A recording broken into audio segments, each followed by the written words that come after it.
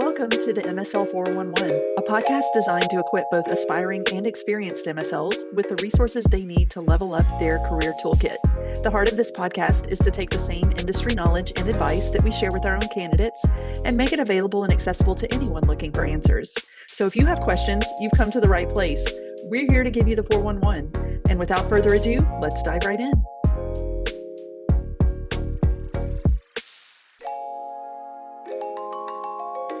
Hi, and welcome back to MSL 411. We have a really great topic for you today. We're going to be covering something that we get a lot of questions around from our MSLs, our candidates, and that's around the timing for making a job change. We hear that a lot. I've only been here a couple of years or a year and a half. Is this going to look bad if I'm considering a change so soon? Of course, no one wants the dreaded job hopper label. And so we're going to dive a little bit further into what that label is, what it means, and how best to avoid it. And so, Ashley, you've worked with your fair share of candidates and, of course, counseled them through job change time. Yeah. What to you is a job hopper in your expert opinion? This is a great question because everybody looks at it a little bit differently. What it is, what it isn't, and there's a little bit of fear around it, like you mentioned. So I would say that a job hopper is, unless it's a situation that was thrust upon you. So that's maybe a layoff at your company, there was a restructuring, or some kind of situation where it was out of your hands, which is very common in pharma, of course. It's a pattern of making frequent changes in a short time frame, usually under 2 years. There's some nuance there, of course, but quick, frequent changes. So if I get a resume in, somebody's been in industry for 4 years and they have 3 jobs, that's where I would start to see like, okay, this is a pattern. So that's what I would say job hopping really is seen as and what that looks like in most cases. Yeah, definitely. And I think that answers the question for a lot of folks who are maybe new in their career and are considering that first change. It can be a scary jump. Yeah. So I think that really helps them to better understand. Yeah. Not just one time or 2 times. It's the 3, 4, or 5 changes in a short amount of time where you're like, okay, what's going on here? That I would say is more job hopping. And then I also think it's looked at a little differently pre-COVID versus post-COVID now. The historic perception of job hopping is different. Back when I first started recruiting MSL, when we first started recruiting MSLs, it was kind of like nobody made a job change in less than 3 years. That was like the cardinal rule, because it was believed that it took 2 years for you to even really like master the MSL role, to go get all those like firsts out of your system, basically. And so taking a job in less time for that was kind of unheard of. But now I would say that it's not really so hard and fast, that 2 to 3 years. I would say it's a little bit less than that. Where to the point where somebody who is making a change, after 1 year, that's when you start to get those questions of, well, how much do they really do in their role if they were only there, such a short amount of time? Yeah, it makes you kind of wonder if the change has been so much over the past couple of years since COVID, since 2020. Yeah. What is considered a job hopper today might not be the same definition as a job hopper 10 years from now. So, this is very timely topic. Yes. And I think the question that people ultimately are wanting to know is, how is this viewed from an applicant standpoint? So what would you say to that? Yeah, well, I think, of course, the 2 scenarios you mentioned, first, when it's not, it's something that you're just kind of thrown into without any control of your own. So the layoffs, the restructuring, a lot of times those things, when they happen in pharma, they're public knowledge. Right. Everyone knows that BMS just had. Yeah. Exactly. Everybody knows these things. Yeah. And if you're not sure if they're aware, if the hiring manager is aware, this is where open and honest communication with your recruiter or with the hiring manager is going to be crucial, because letting them know, hey, I realize I was only at this company X amount of months. Here's what happened, through no fault of my own. This is pharma, it happens. And so I'm really excited about my next opportunity to get back in there. I'm ready to go to work. Yeah. So most hiring managers in that situation are very understanding. Yeah. They've probably been through it themselves. Exactly. Yeah. They've probably been through it multiple times as well. So I think that is something that's okay. Yeah. The other scenario, of course, is the one that you mentioned where somebody develops a pattern. Yeah. They are at some place a couple of months and then move somewhere else, and they're only there for a few months as well. And it just kind of becomes a pattern. It becomes, just kind of like the way things are on their resume. So at a glance on a resume, it looks a little suspect. Yeah. And so that's where when it becomes a pattern, it becomes a little trickier to navigate. You Mhm. might be making yourself a little bit less marketable as a candidate. Hiring managers may be looking at you and making some of those same thoughts that you just mentioned. Like they haven't had a chance to really get established in their geography. They haven't made those meaningful KOL connections. Yeah. They haven't picked up those skills. They maybe haven't seen projects through from start to completion. So Yeah. a lot of those thoughts may be coming to mind where it might just throw a red flag to a hiring manager if they're looking at your resume and seeing boom, boom, boom, boom, boom, short stints Yeah. and jumps and things like that Yeah. with no explanation that comes to mind. Right. And there are scenarios all the time where somebody gets into a role and maybe from the time that they accepted their offer to the time they actually started, it's a new manager. Yeah. They changed the geography. Happens. I had a situation this year where a ton of the team left by the time the person had started, and they're sitting there thinking, "Ooh, this is not the position I accepted a month ago." Right. Those kinds of scenarios arise. But what's different about that versus how we think about a job hopper is that scenario is not going to happen to you 3 times in a row. Right. Right. So this is easily explainable for an applicant to say, hey, I know I just started my last position 3 months ago, but I got into it and it really wasn't what I thought it was. And people have been there. We're all human, right? We've experienced this before. So that's really not what we're talking about. We're talking about more the kind of pattern where it's happening 3, 4 times, or you can even look at a person's resume and think, well, maybe they didn't pass training, or situations like that. And so that's really the role, like you mentioned, that we can play in helping to explain some of the changes and why they transpired. Exactly. But there are a lot of companies, I can think of one in particular, that they love to see people who've been at their last company for 4 or 5 years.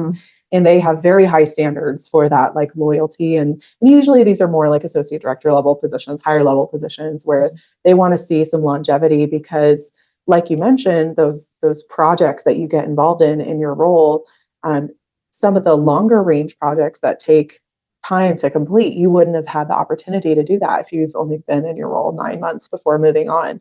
You didn't get to build out your KOL list very far, Right. if you haven't had that much time in the role. So those are the kinds of things that they're keeping in mind when they're thinking about the length of time that you've been in a role. Anything else to add? Well, no, nothing to that really. I think that covers a lot of the ways this can be seen negatively, but not all career changes fall into the job hopping category, obviously. Yes. There are positive reasons for considering a change, and there are good reasons to make a move to a new company or new position. And so I wanted you to just maybe share a little insight into some of the some of the pros of making a job change when you don't necessarily have to. Yeah. Well, a lot of the changes that people make are for better leadership, better management. They may have lost a manager that they loved, very sadly, and it changes the dynamic of the team and the company. You start to realize, wow, so and so absorbed a lot that has not made it down to us now. And so people can be motivated by moving for better leadership, for better management relationship, because your manager drives your career forward. They're the one that advocates for you for opportunities. I mean, you advocate for yourself, of course, but they play a role in that. So some people will seek different opportunity for management, better growth opportunity. You may have been at your company for 4 or 5 years now.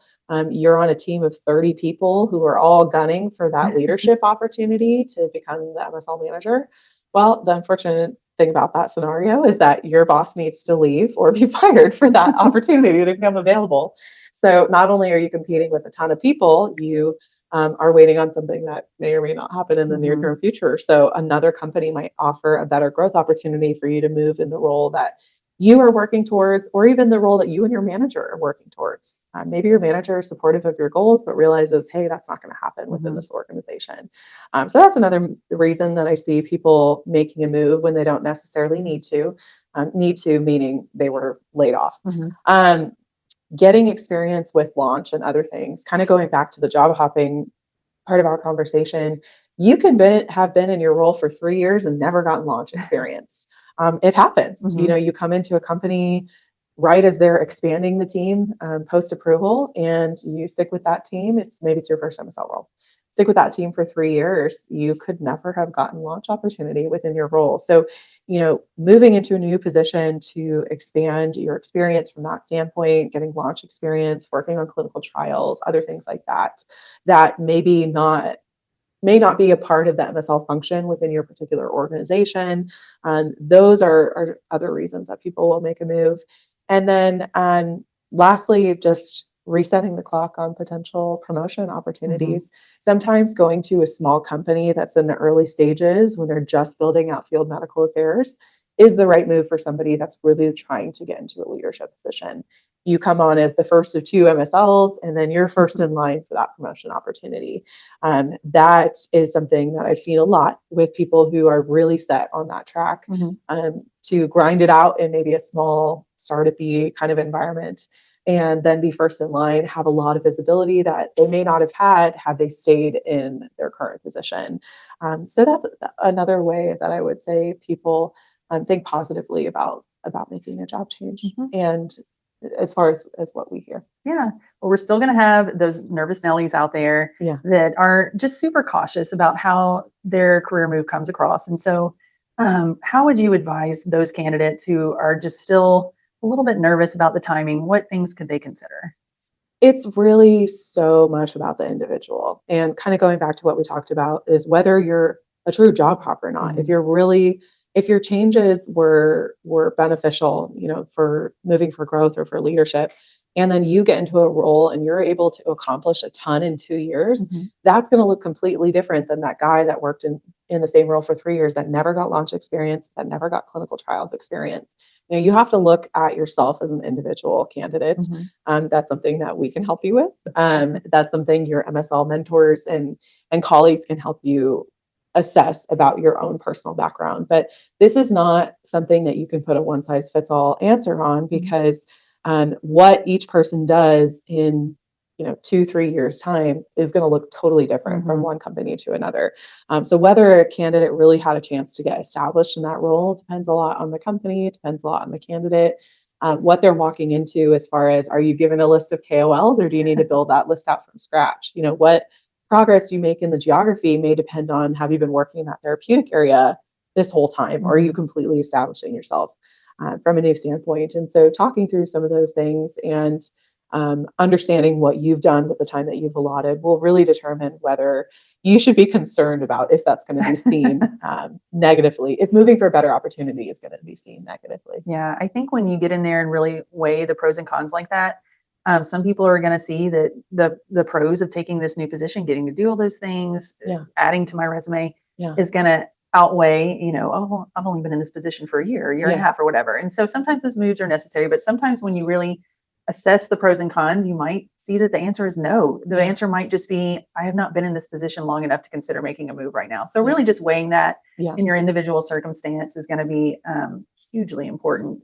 And there's one saying that we use around the office a lot, and I know you are very familiar with it, but it's more about what you're running toward than what you're running away from. So, considering, what do I get to do in this next position that I don't get to do now? Is this a legitimate reason for me to leave? Or am I just, tired of my management, or tired of the stuff that's going on over here? Is it a legitimate reason for me to want to make a move to climb in my career? And so I think you made a lot of great points around that, and just being able to weigh that and see, is this the right time? So well, it's the percentages thing as well, I would say. Do you like 90% of your job? People who like 90% of their job they may interview, but they're probably not going to take a new job. It's a good point. If it's 50 or 60, that's a little bit different. If there's one thing that you're looking for, usually that's not enough to make a change. But if it's a lot of these things, if it's leadership, if it's a growth opportunity, if it's getting new experiences, being in a smaller company environment, being in a larger company environment, those different things, kind of a combination of a few things. And that's, I think, when most candidates will find themselves being like, oh yeah, I guess I should be open to what else is out there. Yeah, absolutely. It's so situational. It's such a personal decision, but hopefully these tips and points that we've made will really help people to establish what's going to work best for them in their career. Yeah. And we can only really offer a very general advice for your situation, given the context of this conversation. But if you do have questions about this and are thinking through, please call your SymBio recruiter. You hear from us about all kinds of things, but we want to hear from you too, and provide any insight if there's something you're considering, even if it's not with the job that we're working on. So please reach out to us, message us on LinkedIn. You can always text us. If you go to the link in the show notes, if you're listening to us, go to the link in our show notes and text us. We'd love to chat with you. All right. Thanks so much.